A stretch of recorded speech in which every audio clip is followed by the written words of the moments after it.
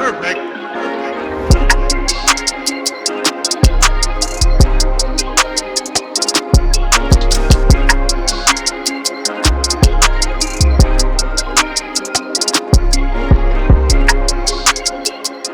What's going on YouTube? Back in the garage again. In this video we're going to be changing out the decoder actuator on the transfer case of my 96 Silverado.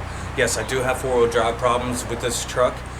First thing I did change out was the switch panel in cab. It's not a stick selector for four-wheel drive, it's a switch panel so I can switch into four-wheel drive on the fly in high, four-wheel drive high. So first thing I did is I switched out that little switch panel. That was only like 12 bucks. Figured I'd start cheap and slowly progress.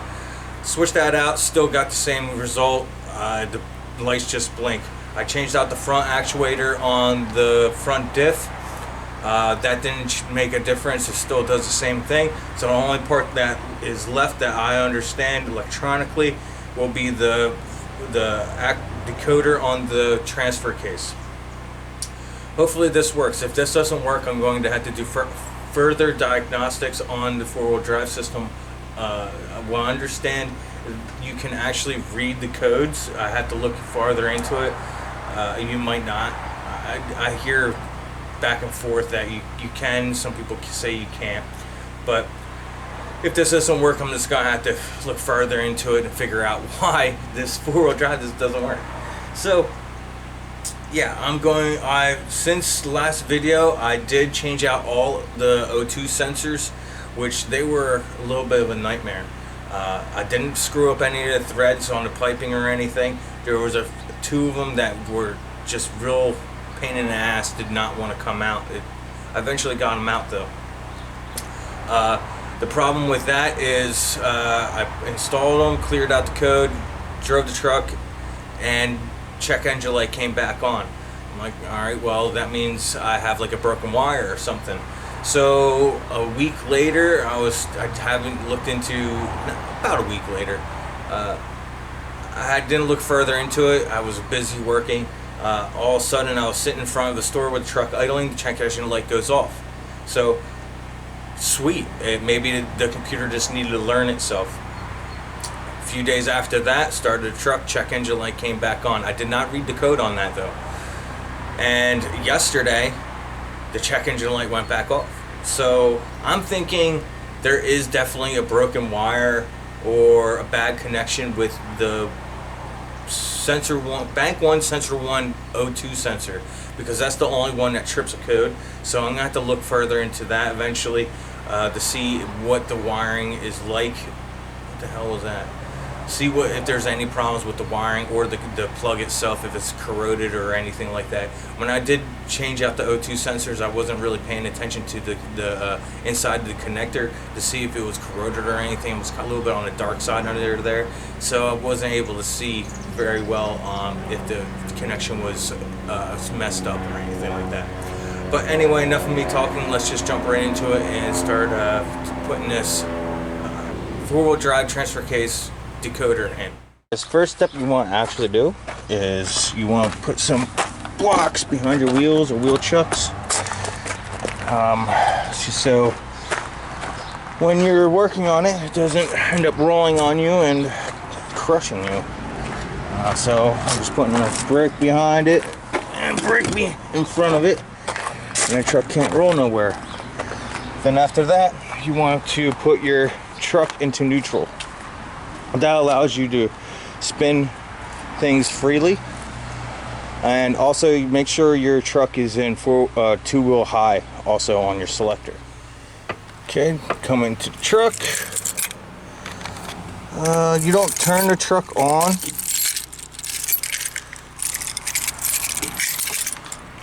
You just put it into the one click up, then put your foot on the brake, put the truck in neutral, and make sure you're in two-wheel high.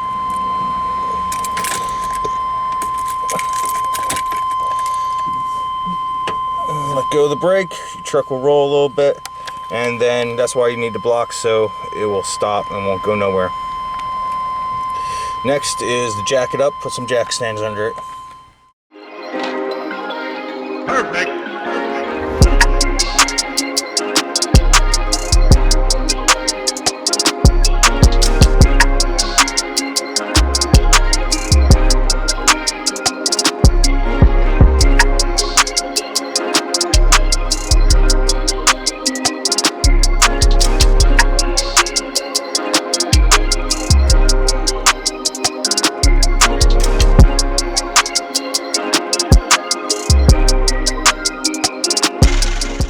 To remove this shield right here that protects your transfer case itself.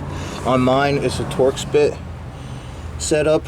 I think there were actually supposed to be bolts here, but yeah, first thing I'm going to do is remove the shield, and then after that I'm going to remove the drive shaft itself. Yes, unfortunately you have to remove the front drive shaft for your four-wheel drive to get access to the 3 bolts behind here to unbolt the decoder itself. So after you removed your dust shield, you're going to want to mark your drive shaft so you put it back into the same position that you took it out. So I'm going to put a line right here and a line right here. Then back here I'm going to do the same thing so it all lines up. You want to always put it back in the way that you took it out. And I'm just going to use this paint, little touch-up paint.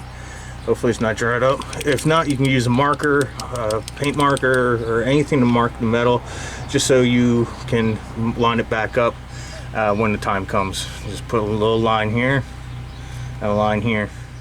Okay, next step after you mark your drive shaft, so you put it back the way you took it out.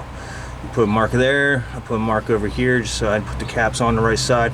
I put one mark on this one and 2 marks on this one, so I know, well, in this scenario, left from right. And I'm on my back. And this one I put a line on the transfer case itself and worked it all the way over, because this is going to actually slide out of the transfer case.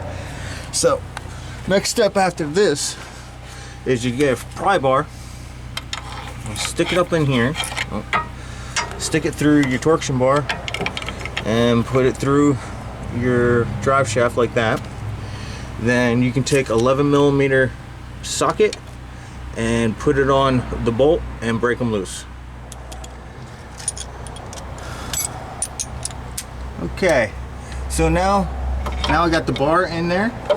I have leeway here that I can put my extension with the 11mm socket on the nut. Make sure you're good.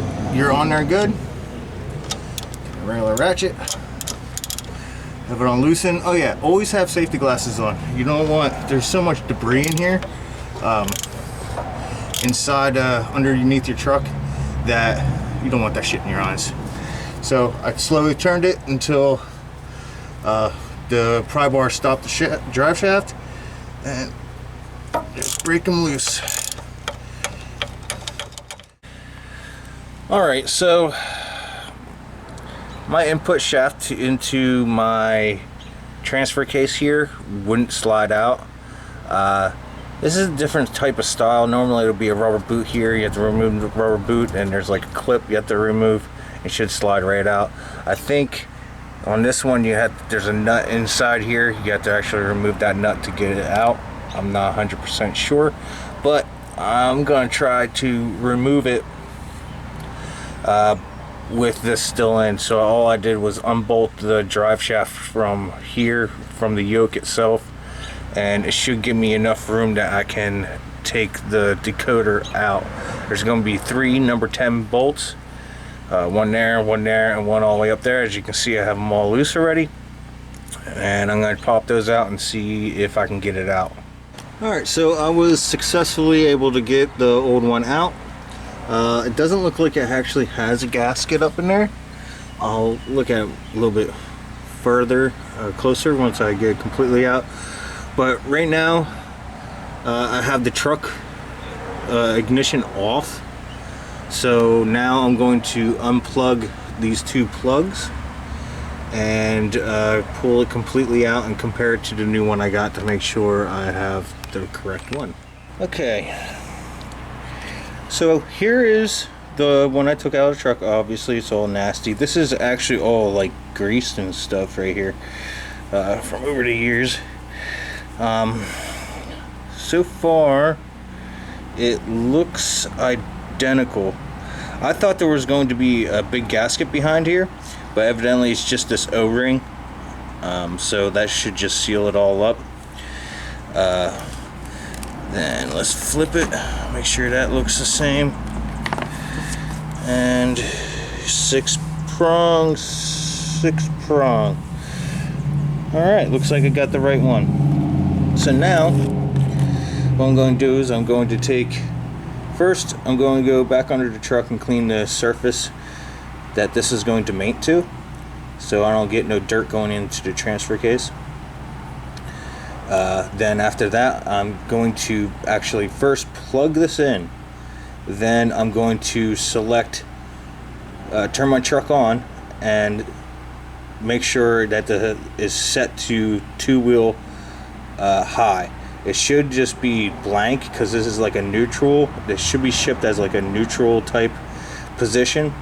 So I have to actually select 2-wheel high, then I can install it. So this pin will line up correctly.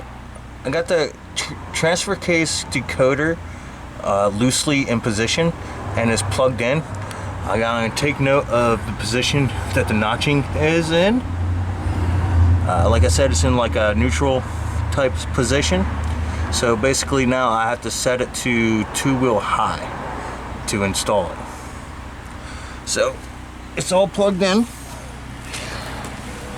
Now I should just be able to come in the truck, turn my ignition on. Now, if you look, it's saying 4-wheel high flashing, so it's not lining up. So I should be able to select that, and it should have rotated to 2-wheel high position. Turn it off.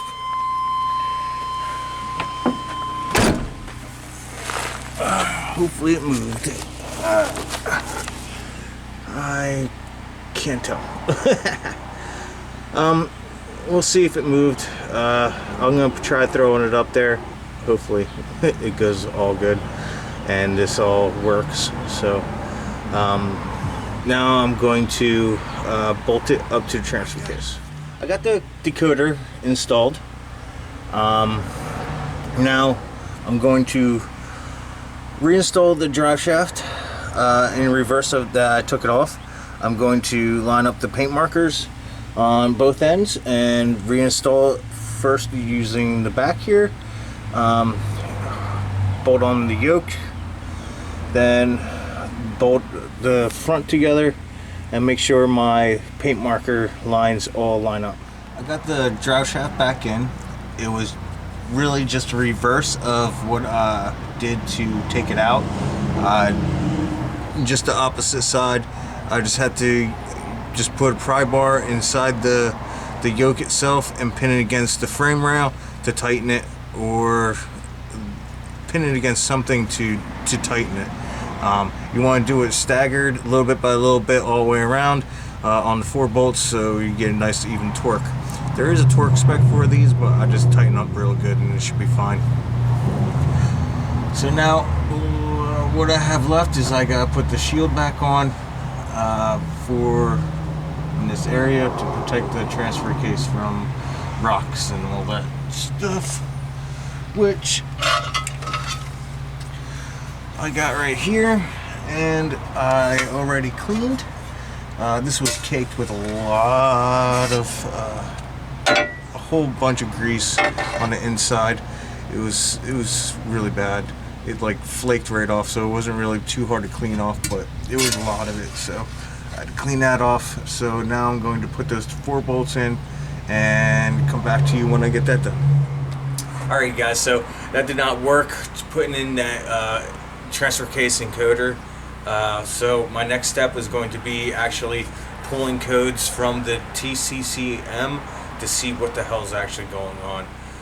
So did a little internet research and I figured out a way to do it. Hopefully it works. So that's going to be in the next video. I'll show you guys how I'm going to be pulling the codes out of it, and hopefully it works. So if you found this video helpful, please like and subscribe. I greatly appreciate it. Until next time, take it easy.